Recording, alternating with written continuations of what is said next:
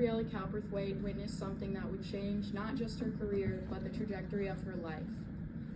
Has anyone ever been to SeaWorld? Yeah, a couple? All right.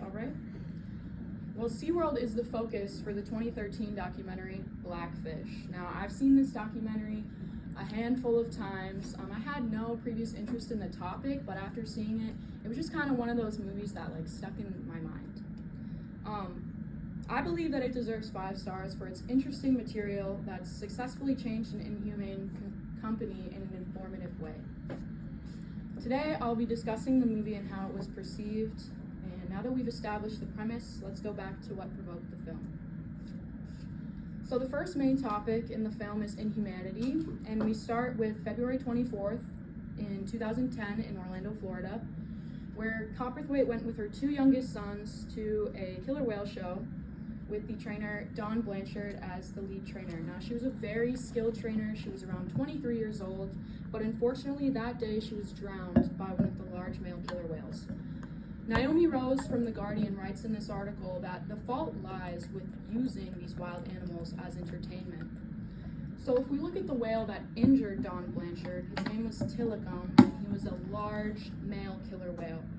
He was in captivity for about 27 years, and in that time, he had 3 human deaths that were caused from his aggression. Now, the movie notes that killer whales are not natural aggressors, which means that in the wild, they aren't usually provoked by humans. So it raises the question, why would they become aggressive after being in captivity? So after explaining the victims, the film exposes the company's lies, with the next main topic being misinformation. So they start with the environment, talking about how the whales were kept in extremely tiny pools. Now, if you know anything about killer whales, they're really big. I mean, Tilikum was about 22.5 feet and weighed almost 13,000 pounds. So if you're thinking about 20 of these whales in one tiny pool, it gets super crowded. They would also collect these whales from a southern region pod, which are pretty endangered, but they would separate the adult whales from their babies, which would put them in a lot of emotional distress.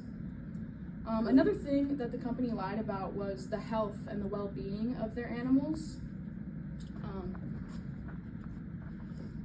If we look at my visual aid here is a killer whale in the wild.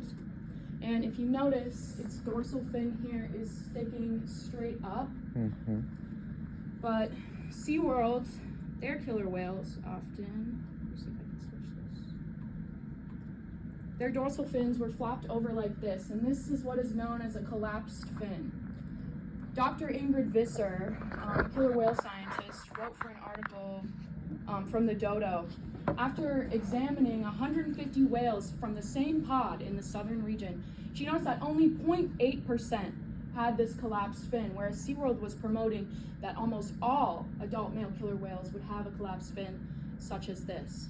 Another thing to notice about the condition that the movie talks about is the scratches. So this is actually a picture of one of their older whales, and you can notice a lot of scratches basically covering the entire body of the whale. And that's just from the containment that they had them in at night. Since it was such close proximity, the whales would often fight with each other. So with these factors combined, it makes sense, and the movie kind of helps describe why they were under so much pressure and what that did to not only the whales, but the trainers.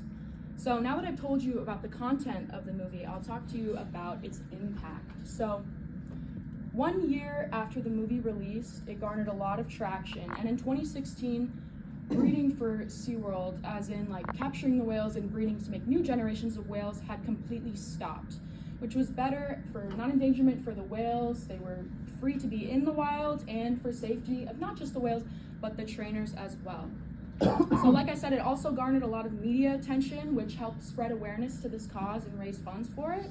And Laura Boystat from the Animal Protection Index also reported that 33% of SeaWorld's stock declined 1 year after the movie's release, plummeting most of their finances towards these projects. So in conclusion, I believe Blackfish deserves 5 stars because it teaches good information for a good cause. And I'm not telling you this so that you feel guilty the next time you go to the zoo or the aquarium, but instead to reevaluate what we perceive as quality entertainment. Great job.